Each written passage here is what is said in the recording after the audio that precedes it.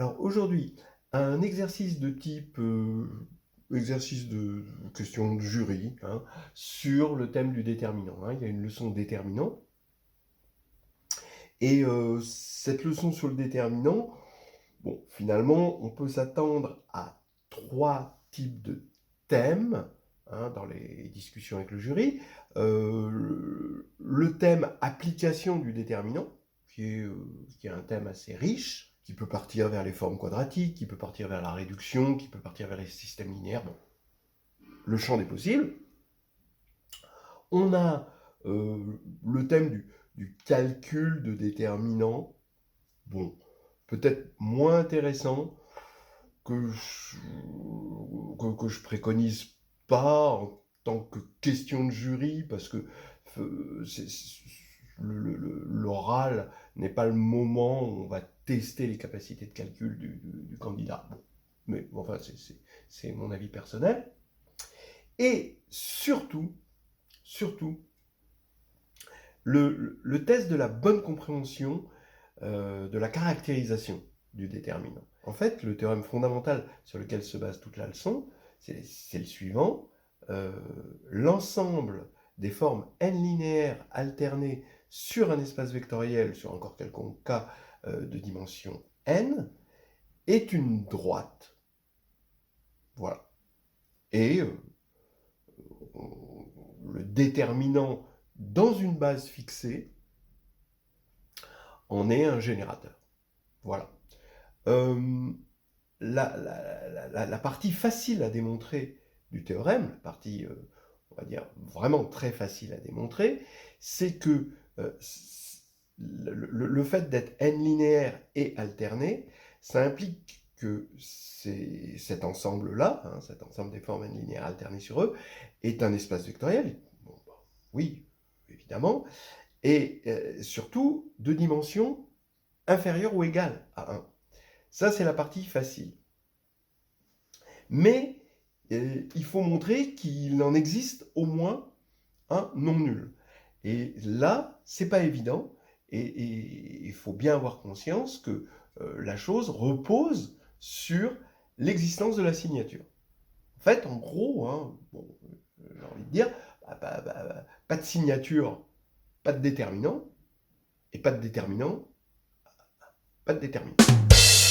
Voilà. Alors maintenant, ce qu'il faut savoir faire, c'est se servir de cette unicité. Alors ça, c'est la base des questions, on va dire, subtiles hein, sur cette leçon, hein, qui ne sont pas forcément, bon, voilà, faire un calcul ou faire faire des combinaisons linéaires, trouver la bonne combinaison linéaire pour pouvoir calculer un déterminant. Bon, ça va être de l'ordre du calculatoire, un peu besogneux, mais les questions subtiles qu'on va poser, et qui sont vraiment les questions à préconiser dans le cadre de la discussion avec le jury, ce sont les questions où l'on fait intervenir, où il faut faire intervenir cette unicité à scalaire près hein, de cette forme n linéaire alternée. Je vous rappelle que c'est grâce à cette unicité, par exemple, qu'on arrive à démontrer des choses comme le déterminant par bloc diagonaux, ou le déterminant par bloc triangulaire, ou des choses comme ça. Voilà. On arrive à montrer des formules puissantes, mais avec des arguments subtils. Voilà. Et bon, là, ça va être exactement le cas pour cet exercice. Voilà, donc c'était un peu le prologue. Soit E un espace vectoriel de dimension n sur k, f une forme n linéaire alternée sur E, et U un endomorphisme de E.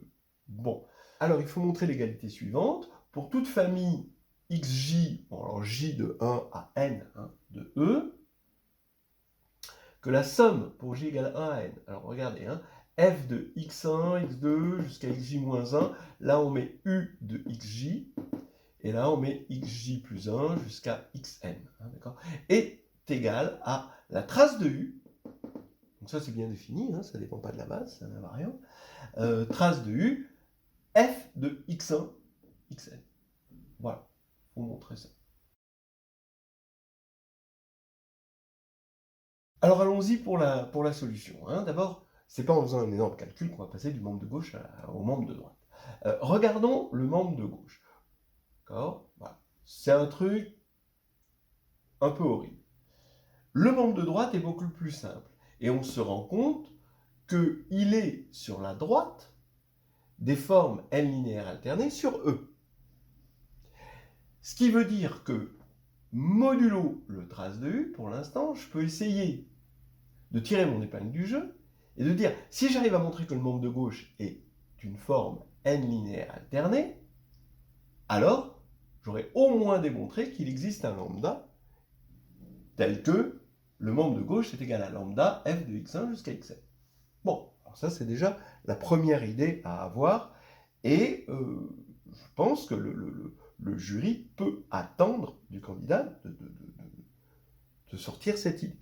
Bon, s'il ne le sort pas et s'il commence à rentrer dans les calculs, on va lui tendre la perche. Ok, alors allons-y, le membre de gauche est n linéaire alterné. Donc ça, c'est évidemment linéaire en xk, k différent de j, et c'est parce que f est n linéaire, et c'est linéaire en xj, parce que u est linéaire et que f est n linéaire. Bon, donc ça, pas de problème. Alterner maintenant. Alors là, on va fixer jk de deux emplacements, comme ceci, bon, a priori distincts, et on va regarder cette somme. Et il faut montrer que si je pose xj égale xk, alors je vais avoir que le membre de gauche est égal à 0. Alors on voit que comme f est n linéaire alterné, tous les termes sont nuls, sauf, a priori, pour 2. C'est-à-dire le terme f de x1, u de xj, et ici, à la position k, on met le vecteur xj. Et là, u de xj à la position k ici, et xj à la position j. Voilà.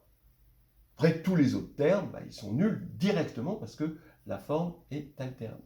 Alors maintenant, cette somme est nulle, parce que comme on sait que f est alterné, eh bien, quand j'échange la position j et la position k, eh bien, j'opère par une transposition, hein, et donc je multiplie par moins 1 le terme obtenu, ce qui veut dire que ces deux termes sont opposés, et donc on a 0.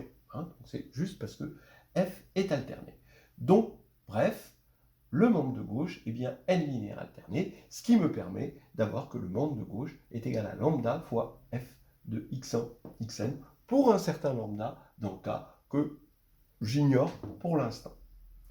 Donc, voilà probablement le réflexe que le jury attend du candidat dans ce genre de questions. Après, bon, c'est presque fini, mais il reste encore des idées. Les idées, c'est qu'on ne va pas prendre f quelconque, puisque on sait que comme f est une forme n linéaire alternée sur E, f est proportionnel au déterminant. Donc, il suffit de le montrer pour, justement, cette fonction-là. Donc, on va fixer une base, E, de grand E, E1 jusqu'à En, et on va se ramener à f égale det E. Si on arrive à le montrer pour f égale det E, alors det E, je vous rappelle que c'est l'unique forme n linéaire alternée sur E qui vaut 1 sur la famille E1 jusqu'à En. Voilà. Et bon, maintenant, si on arrive à montrer la formule pour ça, comme f est proportionnel, ce sera fini. Alors allons-y. Donc maintenant qu'on a l'existence de lambda ici qui est assurée, il suffit donc de prendre f égale det E et de regarder ça pour la famille, justement, EI jusqu'à EN. Et ça va me donner mon lambda. Alors, allons-y. Le membre de gauche pour det E et pour la famille xj égale EJ, qu'est-ce que ça va donner? Ben, c'est facile.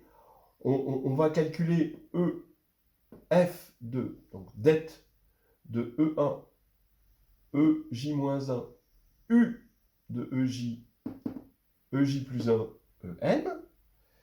Eh bien, il suffit d'écrire U de EJ, donc tout ce qu'on ignore, c'est ce U de EJ.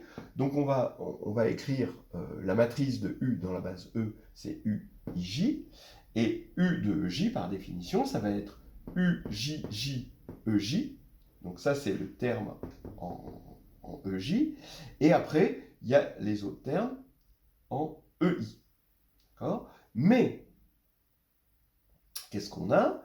Bien, quand on va remplacer U de EJ par cette décomposition, par cette somme, eh bien, il va survivre que UJJ-EJ.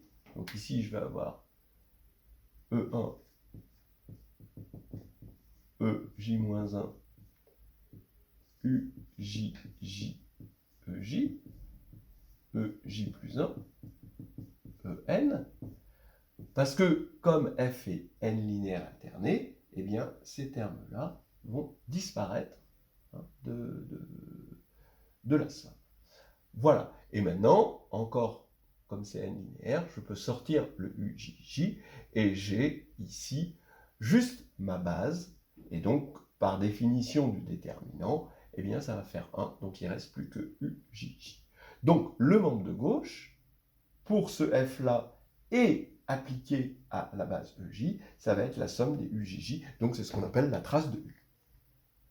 Voilà. Et donc, maintenant, le membre de gauche est égal à la trace de U.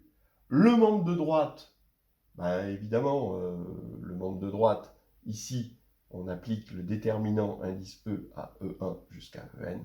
Ça fait 1. Donc, le membre de droite est égal à lambda. Donc, on va avoir trace de U égale lambda. Et on a résolu en beauté notre exercice sur le déterminant et surtout sur les formes n linéaires alternées.